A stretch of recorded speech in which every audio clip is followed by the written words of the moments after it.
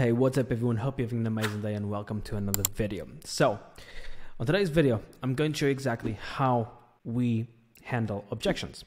Now, if you don't know who I am, my name is Denis Rhomays. I'm the owner and founder of alphatrend.io.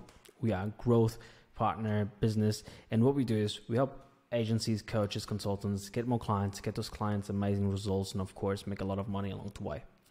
So on today's video, I want to show you exactly how we handle objections. And truth to be told, if you've done everything right, you shouldn't have an objection by the end of the call. So any coach, consultant, agency owner has a sales-driven business. And as every sales-driven business, you have sales calls before they convert into a paying client, your prospects. So here's the thing.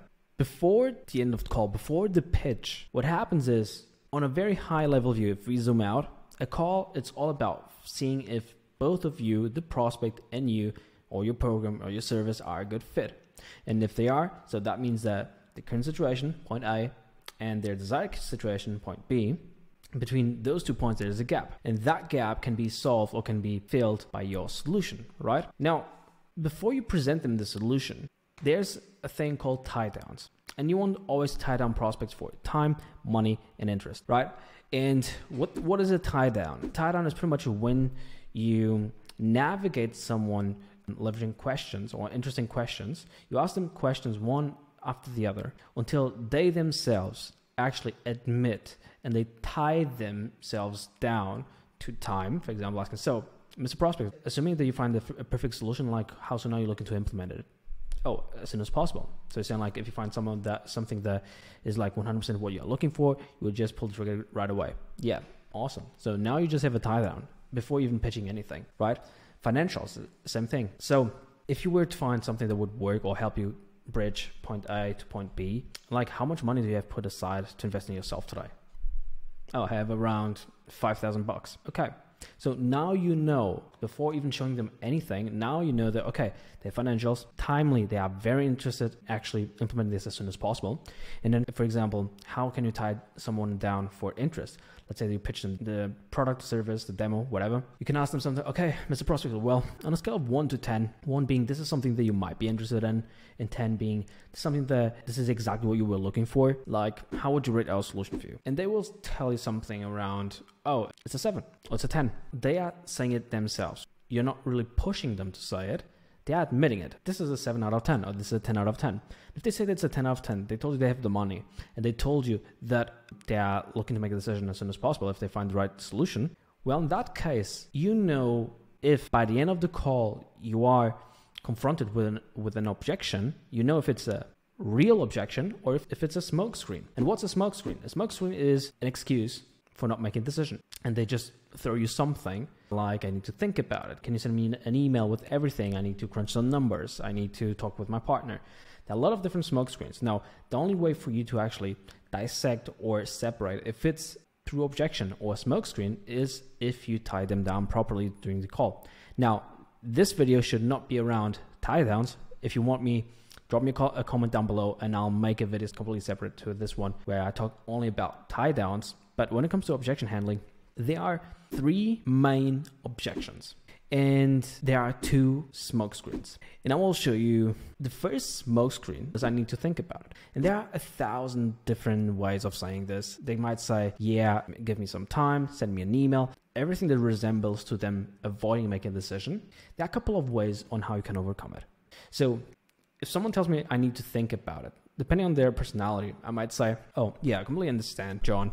So with that said, and before I let you go, when you say that you need to think about it, is it something like that's usually how you make decisions? You want to take some time, sleep over it? Or is it more like you need to think about even is something that could potentially work out for you? What I'm trying to gauge in here is if I'm not 100% sure if it's like behavior or if it's him being nice or polite and not telling me, yeah, I'm not interested. By asking this question, I can narrow it down and isolate the objection. If it tells me, oh no, yeah, that's just usually how I make decisions. Okay, now I know this is a behavior problem and I need to tackle it in a different angle. Probably more start with logic and then pivot into emotional. If they tell me, oh yeah, I need to first see if this is something that could really help me out. Okay, now you know. There's probably something that you messed up during the presentation or discovery phase. Now, second one is partner objection, right? The problem with the partner one is that it can be a real objection or it can be a smokescreen. A lot of people like to hide behind the partners, especially if it's a spouse or like someone from their household. Usually it's a smokescreen. If it's their business partner, it can be a smokescreen, but usually it's an actual objection. Now it's the end of the call.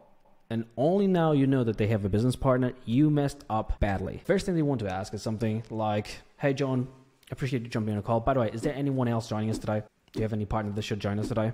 Say, oh no, it's just me. If you didn't ask any of these questions, if you didn't make all the efforts possible to avoid objections by the end of the call, then you might be confronted with them. And now you just wasted 40 minutes of your life to get to that point where you know, okay, shit, he needs to talk with his partner. Secondhand selling never works that well. So you need to schedule a follow-up and try to make the deal work. Now, on other instances, especially when it's the spouse, it's a mixed feeling, this one. It's a very difficult objection on my eyes to overcome, depending on the prospect. Some prospects, they might say, oh yeah, I definitely need to run this through my partner. I don't make decisions without their approval. I never make financial decisions without them. Anything they will say might attack their beliefs. That might completely ruin the whole report that you built with that prospect. Now, question, like ask what would happen. Okay, so you're saying that even though your partner is not part of the company, your partner is the one who makes the final decision on every business decision you make, right? No, not every single one. Okay, now you know it's a smokescreen. If they say, oh yeah, I would probably still move forward. Okay, now you just overcome the objection and you can move forward. So let's do the following, John. Let's move forward today. And like, if for some reason your partner, like you jump out of this Zoom call, you go back to your partner and he or she says, hey, John, I don't want you to do this. This is the worst thing. I will leave you. Well, if that happens, John, please just send me a message saying help and I'll send you all your money back right away. I don't want you to have any problems on your house. And mostly like take that lightly. Usually they will just crack a joke and move forward. Okay. So partner is all good. So these are the three objections that if you go through the exercise of trying to narrow it down, we can fit every single objection in one of these three buckets. And logistics and money usually are always the two main objections. And at the end of the day, fear of making a decision or trust is objection that is inherent to every single decision, right? So logistics, it's somewhat easy to overcome. Logistics, it's every time someone tells you that there's an obstacle, a logistical obstacle that they need to go through before they might be able to work with you. For example, what would be logistics? I'm working on my website and I need to have it done before I can join, right? Or someone tells you like, yeah, so we are about to hire someone new to the company that will be an add-on to our sales team. So I want to first make sure that we have the whole team and then start with you guys. Or yeah, I want to first try this on my own and then if it doesn't work, I will do it with you. See, those are all logistics problems. They want to do something first, or there's something that needs to happen before they can make a decision. So, and here is when logistic-wise, it's important for you to separate, like isolate it. And you can say, so John, what I'm hearing is that if it wasn't for the sales rep that's being onboarded like this week, you would be like 100% in, like would just here's my credit card and move forward. Or is there anything else that would keep you from making the decision today? If they say, yeah, that and okay, you know, that might be not the problem. There might be another thing. And you will see what they say. Usually you just peel another layer and then another layer and then another layer. And it's all about like peeling all layers until you get to the point where, okay, now this is the true objection. And usually most of the times it's tied down to, or it's directly linked to trust in you, your product, your service, your company, or themselves. Sometimes they don't believe they can do it, right? Now, money, I don't believe that money is an objection. financially, when someone tells you they don't have the money, for example, let's say the old classics, it's too expensive. Yeah, I know. So if someone tells you like, I need to see if I can make this work, I'm not sure if I have the financials to commit today, yada, yada. And what you can ask is, okay, John, so we get what you're saying, and it is a lot of money, but if we put financials aside for a second, and let's say that the program, the service, whatever, would be like completely for free. Would you be like, hey, let's do it, I'm 100% in, would you sign up right away? Or is there anything else that would keep you from making a decision today, right? And by isolating the problem, if they say, oh yeah, it's money. If it was for free, like I'm in, count me in. Okay, now you know the level of interest is high. So you just need to find a way to make the money work, meaning that you have payment plans. Perhaps you haven't told them about financing partners. Perhaps you haven't told them about, ask them about friends or anyone else that could join them.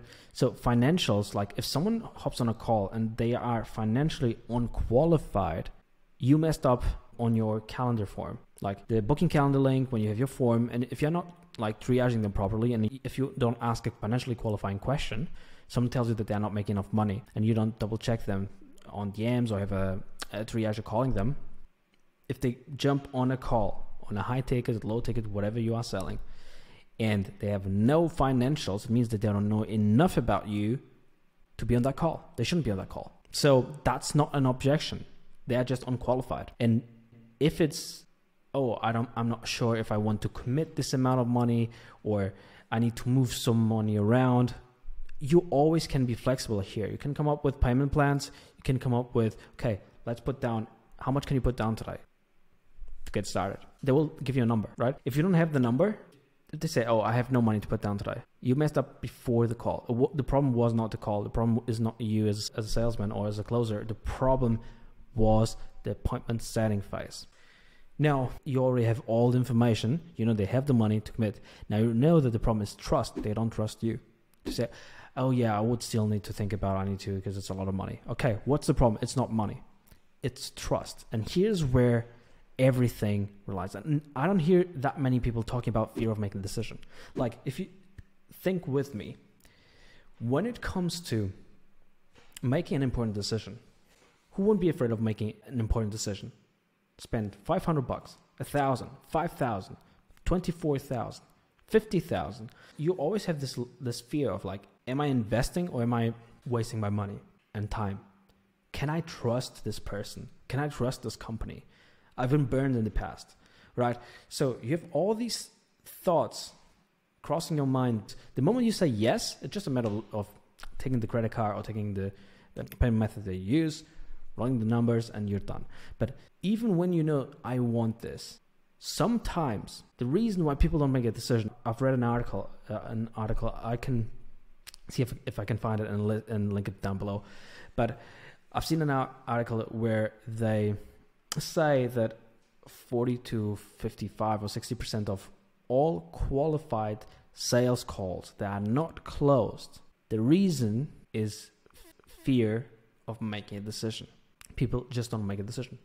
And here's where you need to navigate. And for me, fear of making a decision means trust in you as a company or themselves if they cannot do it. So, and this is why it's important. One, social proof. If you have social proof, use it and show them. Like, so, I mean, John, like, you've seen this example where I helped client A go from point A to point B. Seen the other client where I helped them go from point A to point B.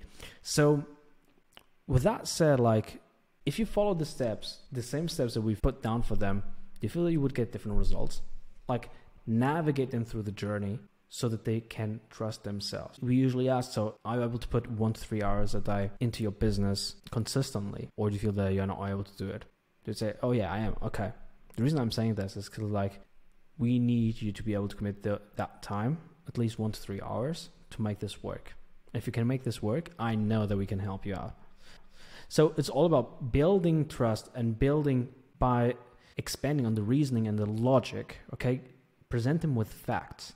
Now, this is when you are talking about the trust in themselves. Now, if about trusting you, the process is a little bit more challenging, because if they are on a call and they don't trust you enough, if they don't know enough about your company, If they don't know enough about the founder, if they haven't consumed any sales content assets, they will not make a decision. They might be financially qualified. They might have the interest there. They might want to pull the trigger as soon as possible, but you know what happens? You just warm them up for one of your competitors to close them. And you don't want that. So all in all, I don't want to make this too long of a video because we have a lot of sales training in our own program, the Alpha Acquisition program. But I just want to give you a breakdown of the framework. And this is not something just from theory. This is something that we use on a daily basis on all our calls. And we are booking more than 150 calls. So, and of course, showing all our clients how they can do the same. Now, next time you are on a sales call, think about it this way. Logistics, money, and fear of making a decision. These are objections. You need to think about smokescreen. If someone tells you, I need to think about it, and you just automatically say, oh, okay, well, do you want to book a follow-up call? No, don't do it. And don't ask them what you need to think about. That's like the worst way of handling an objection. You never confront the prospect. You walk with them. And partner, if you don't know they have a partner by the end of the call, you messed up badly. Make sure that you ask the right questions in the beginning. And at the end of the day, analyze your past sales calls. Let me know all the calls that you didn't close, where did they fall in? Is it mostly logistics, money, or fear of making a decision? Let me know in the comment section down below. And by the way, if you want to know more on how our programs work, how the Alpha Acquisition program works in general, you can click the link below, first link in the description, and book a call with us.